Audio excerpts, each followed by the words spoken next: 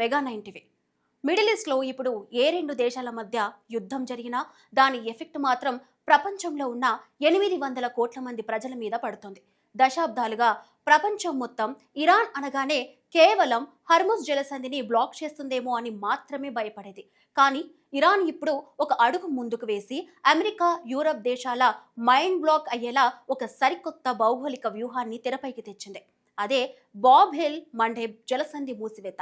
దీన్నే ఇంగ్లీష్లో gate of tears అంటే కన్నీటి ద్వారం అని పిలుస్తారు. ఇప్పుడు నిజంగానే ఇరాన్ ఈ మార్గాన్ని మూసివేసి పాశ్చాత్య దేశాలకు కన్నీళ్లు తెప్పించే ప్లాన్లో ఉంది.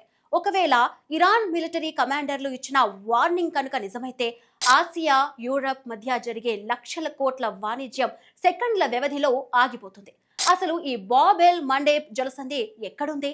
ఇరాన్ బోర్డర్లో లేకపోయినా ఇరాన్ దాన్ని ఎలా కంట్రోల్ చేయగలదు? ఈ సముద్ర మార్గం మూసుకుపోతే భారతదేశం లాంటి దేశాలకు రావాల్సిన చమురు, నేచురల్ గ్యాస్ సప్లై ఎలా దెబ్బతింటుంది? ఈ గ్లోబల్ ఎనర్జీ క్రైసిస్ వెనుక ఉన్న ఇరాన్ మాస్టర్ ప్లాన్ ఏంటి? Let's watch.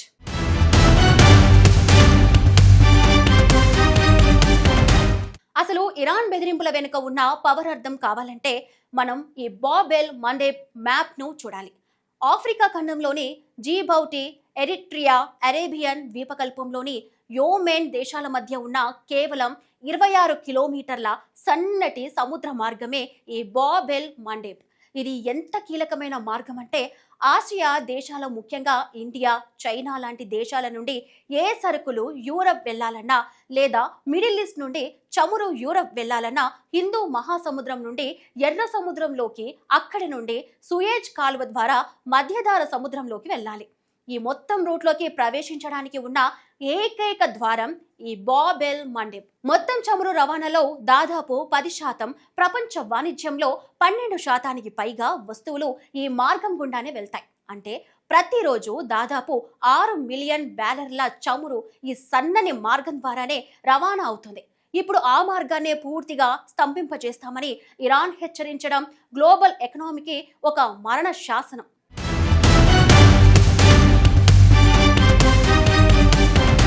ఇక్కడ అందరికీ వచ్చే అతిపెద్ద డౌట్ ఏంటంటే మ్యాప్లో చూస్తే ఇరాన్ ఎక్కడో పైన ఉంటుంది, మరి కింద ఉన్న బాబ్ ఎల్ మండేబ్ను ఇరాన్ ఎలా బ్లాక్ చేస్తుంది?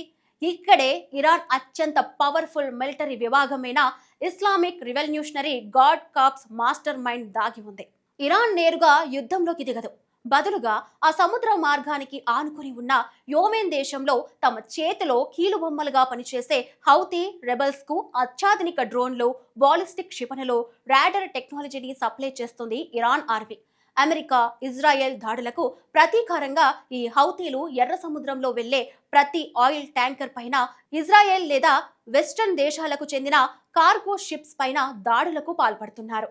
మొన్నటి వరకు కేవలం ఇజ్రాయెల్ షిప్స్ నే టార్గెట్ చేసిన హౌతీలు ఇప్పుడు ఇరాన్ సూచనల మేరకు మొత్తానికే బాబ్ ఎల్ మండేబ్ ను కంప్లీట్ గా బ్లాక్ చేస్తామని బెదిరిస్తున్నారు. ఏ అగ్రరాజ్యం వచ్చి అడ్డుకున్నా మా మిసైళ్లు సముద్రంలో విధ్వంసం సృష్టిస్తాయని వారు చేసిన ప్రకటనతో గ్లోబల్ షిప్పింగ్ కంపెనీలన్నీ ప్రాణాలు అరచేతిలో పెట్టుకొని ప్రయాణిస్తున్నాయి. ఈ మార్గం మూసుకుపోతే ఏమవుతుంది అంటే ఒక భయంకరమైన గ్లోబల్ ఎనర్జీ క్రైసిస్ వస్తుంది. సుయేజ్ కాలువ, బాబ్ ఎల్ మండేబ్ గుండా వెళ్లాల్సిన షిప్స్ ప్రాణభయంతో ఆ రూట్ ను క్యాన్సిల్ చేసుకొని ఆఫ్రికా ఖండం అడుగున ఉన్న కేప్ ఆఫ్ గుడ్ హుప్ గుండా చుట్టూ తిరిగి ప్రయాణించాల్సి వస్తుంది. దీనివల్ల ప్రతి షిప్కు ప్రయాణ సమయం అదనంగా 15 నుండి 20 రోజులు పెరుగుతుంది. ఆయిల్ ఖర్చు, ఇన్సూరెన్స్ రేట్లు 5 రెట్లు పెరుగుతాయి. ఆ భారం అంతా అంతిమంగా సామాన్యుడి మీదే పడుతుంది. ఇంటర్నేషనల్ మార్కెట్లో బ్రెంట్ క్రూడ్ ఆయిల్, LNG ధరలు ఆకాశాన్ని తాకుతున్నాయి. మన భారతదేశం కూడా పెట్రోల్, డీజిల్ కోసం దిగుమతుల మీదే ఆధారపడుతుంది. కాబట్టి ఈ దెబ్బకు రవాణా ఖర్చులు పెరిగి నిత్యావసర వస్తువుల ధరలు మండిపోయే ప్రమాదం ఉంది. ఇరాన్ వేసిన ఈ ఒక్క మాస్టర్ స్ట్రోక్ తో ప్రపంచ ఆర్థిక వ్యవస్థ మొత్తం ద్రవ్యోల్బణం కోరల్లో చిక్కుకుపోతుంది. అమెరికా తన దగ్గర ఉన్న అడ్వాన్స్ నేవీ షిప్స్ తో హౌతీల దాడులను ఆపాలని చూస్తున్న రోజుకు 10ల సంఖ్యలో వచ్చే ఇరాన్ డ్రోన్లను పూర్తిగా అడ్డుకోవడం ఎవరి తరమూ కావడం లేదు. మిడిల్ ఈస్ట్ లో శాంతి నెలకొనే వరకు, లేదు ఇరాన్తో వెస్టర్న్ దేశాలు ఒక అగ్రిమెంట్ కు వచ్చే వరకు ఈ బాబ్ ఎల్ మండేబ్ సస్పెన్స్ ప్రపంచాన్ని ఇలాగే భయపెడుతూనే ఉంటుంది.